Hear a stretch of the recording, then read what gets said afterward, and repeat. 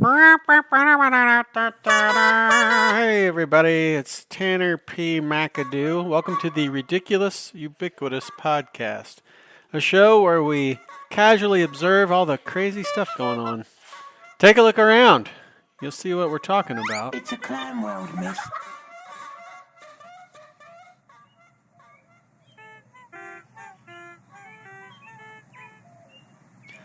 A few years ago, I started getting phone calls from the Chase Fraud Department. Now, this is a known scam.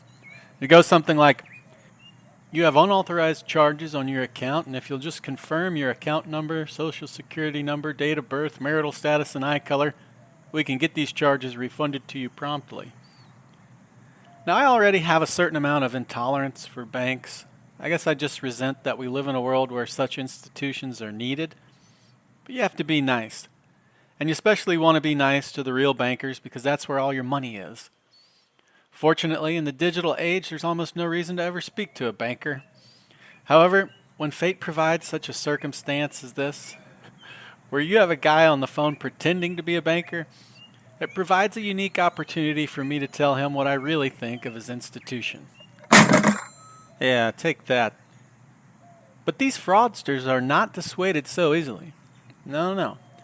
See, the typical response to their phishing line, "Hello, this is the Chase Fraud Department." It's got to be a resounding dial tone, right? But I'll tell you what I found. If you engage in any way, they seem to get it in their heads that there might be a chance. Or maybe he's just working on his English, you know? In a sense, I'm training him with his dialect. I'm almost certain I've had a years-long dialogue with the same guy from Mumbai. He calls, "Hello, yes sir, this is Bobby from the Chase Fraud Department." And I reply with some variation of my standard 10-second nibble. "Oh no, what's happened? I knew something fishy was going on." I can hear the excitement in his voice when he replies, "Oh yes sir, and not to worry, we will be handling this for you with great efficiency. Just please confirm your name." And that's when I derail him. As he is still speaking, stuttering over his script, I might come in softly with a sort of Liam Neeson-esque tone. "You've made a horrible mistake. "Excuse me, sir?" You have no idea who you're toying with. "Sir, this is the Chase Fraud If you hang up now, I won't have them come for you.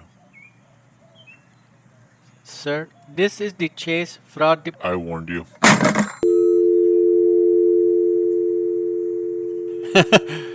I gotta hand it to the guy, though. 6 months later, after he's gone through the list of contacts he bought from Zuckerberg, and maybe the real Chase Bank for all I know, wouldn't surprise me at all, he tries me again.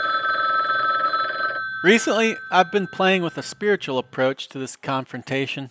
Try to appeal to a sense of karma, you know. "Hello, this is the Chase Fraud Department." "Oh yeah, I knew something fishy was going on." "Yes, sir. Just what is your middle name and wife's date of birth?" Do you believe in karma? "Sir?" Krishna's going to make things right. You know this. "Sir, this is the Chase Fraud Department." You have betrayed Shiva! I really think I'm making progress. I just have a feeling I've almost got him reformed. It's been a while anyway since I've received any of these calls from my pet project. I hope he's doing better things. So this morning I got a text from my wife inquiring about the amount of money we spend on our Amazon account. It's an ongoing battle, you know, consumerism. I sit down at the computer before I've even had my coffee. My kids are already killing each other. Dog's going nuts. Typical morning. I pull up the account history and I start looking through. $4.27 on June 3rd. Also the 2nd. Another one on the 1st. What in the hell's going on here? Video rentals, it says.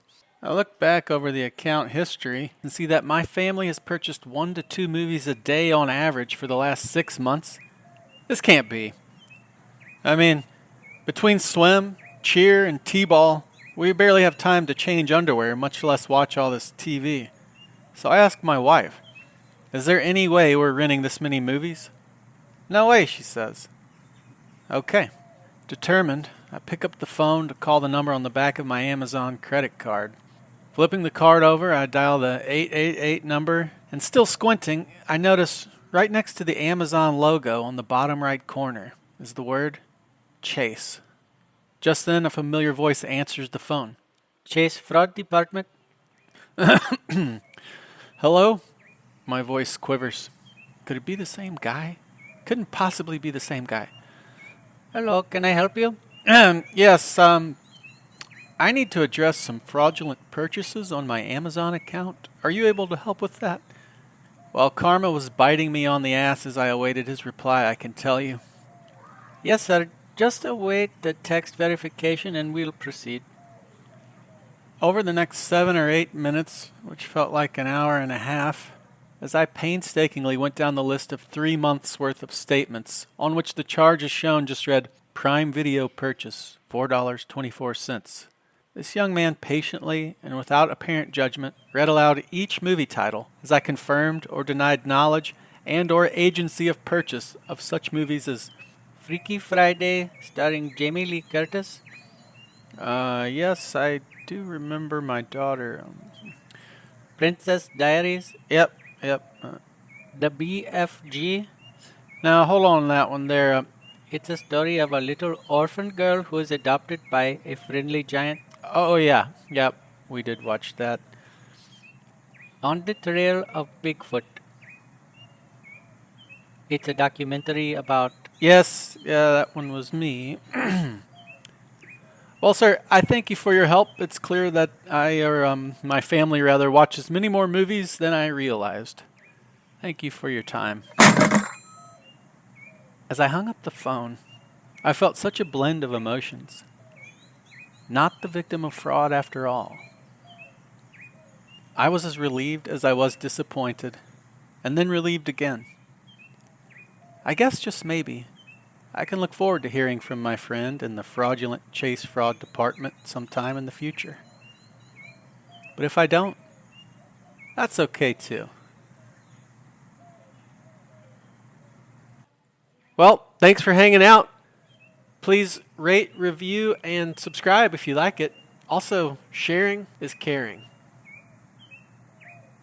This episode of Ridiculous Ubiquitous was brought to you in part by Clarence's Frozen Meat Pies.